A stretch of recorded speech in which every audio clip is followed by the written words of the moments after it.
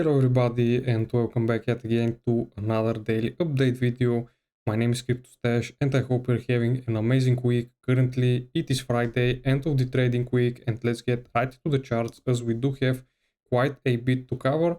As you can see, Bitcoin did pump up a bit today once we had the New York session open, as you can see right here, but then we lost this level basically from Monday. And Bitcoin did took a quite a bit of a correction, around 3% towards the downside. As you can see, we did lost the daily pivot. It is possible that we do get a retest, since as you can see we are quite a bit front running the weekly pivot right here. We still have this level as very strong support. As you can see, we did test it 3 times during this week, right here, and right here. So right now we are actually front running this level, as you can see. So if Bitcoin starts testing and maybe ranges and loses this level, then the S1 would be sitting around 85k.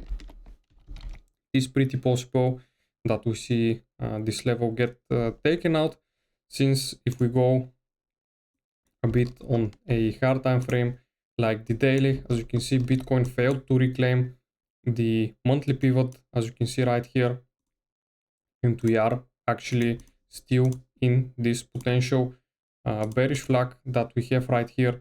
And if this bearish flag plays out, we are potentially, in my opinion, going to see lower prices for Bitcoin. Since I was bullish, I was expecting higher, at least a retest of the moving averages right here. But since Bitcoin is failing to reclaim 94k, and also 94k is also the macro golden pocket that we have right here, including the monthly pivot, this is basically a very strong resistance level that Bitcoin needs to break above for potentially higher price targets. But as of right now, things are not looking good, and something even worse is happening right now. We are seeing a bearish candle forming on the bigger time frame on the stock market. You can see the S&P 500 did have quite a bit of a sell-off. So did the Nasdaq. Right now, the Nasdaq is bouncing from the weekly second support that we have right here. The S&P 500 is bouncing from the weekly S1.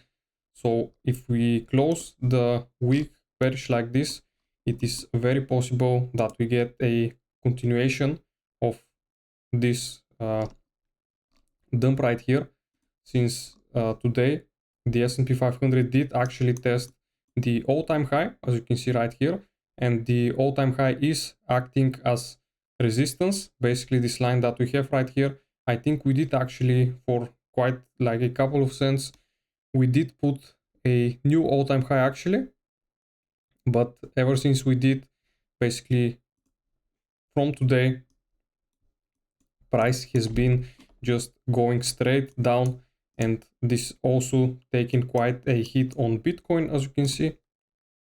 So if the stock market closes like this, we might see some very bearish momentum forming during the weekend on Bitcoin, and we might revisit those lows right here from the start of the month. Basically at the 1st of December, those lows have remained untouched. This is very key level, which is why I am saying if we start breaking below the weekly pivot, that it is very possible that we see these levels get taken out. We also do have liquidity.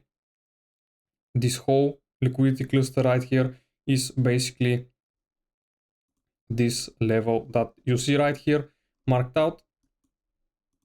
Ethereum also did take quite a hit after a bearish retest of this level that I have marked out right here. As you can see, right to the dollar, price failed to close or break through, get back above this level, and then we saw, as you can see, 6% correction for Ethereum also.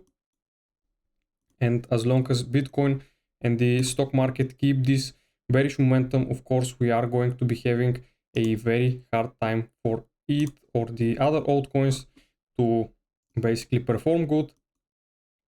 As you can see, Solana is still looking bad. We are even below this level right here, below the 786.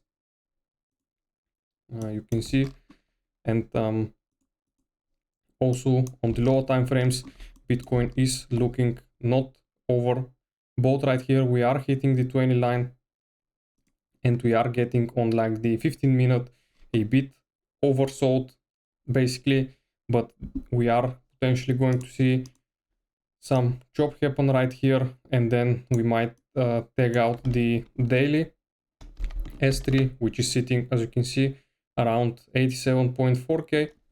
Very possible target. I wanted to look at the Fear and Greed index. You can see during the last 3 weeks we did have quite a bit of sentiment reset. We are back, as you can see, in the fear zone at 29, and so if price starts dumping aggressively to the downside again, then I do expect that we will be very quickly back into the extreme fear zone. ETF inflows, as you can see, we did get another bearish red day yesterday, but BlackRock did buy, so as you can see, only some of the other bigger institutions are selling, but we still do have also selling pressure from the institution. If you look at the overall graph right here, the long versus shorts ratio for the day, we do have quite a bit more sellers right now in the market, which is completely normal. We did have most of our news, basically all of our news are done for the week. And let's look at next week. We do have, as you can see, some important data that will be coming out, which might bring more volatility in the market, and we might see potentially the stock market get back on track. But if this does not happen, and we do close the week like this, basically, as I said, we have around 5 hours, and if we close a bearish daily candle like this on the stock market, then chances are that we are going to be seeing much more bearish pressure put on Bitcoin and on the stock market once the new week starts on Monday. And I think this covers it for today, guys. I hope you liked the video. This is not a financial advice. Always do your own research, and bye.